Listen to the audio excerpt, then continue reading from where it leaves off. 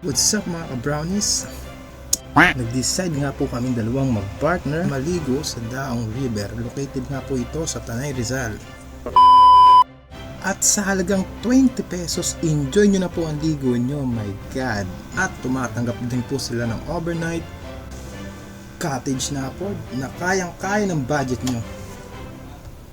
At di rin po kayo ma-worry dahil meron din pong tindahan dito.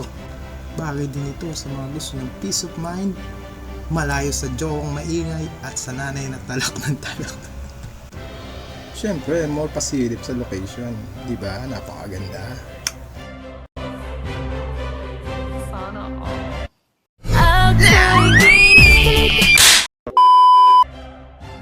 Hard ka pa rin sa amin. Di ko na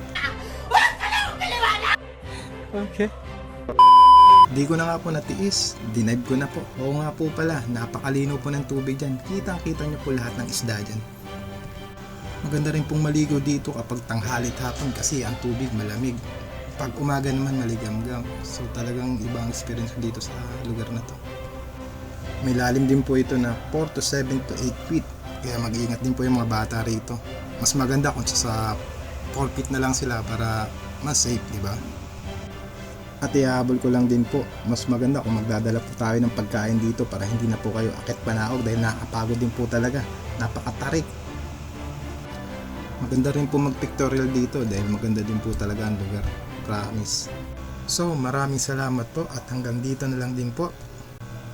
Pa-like, share and follow nyo na rin para updated din po kayo sa mga next video pang darating.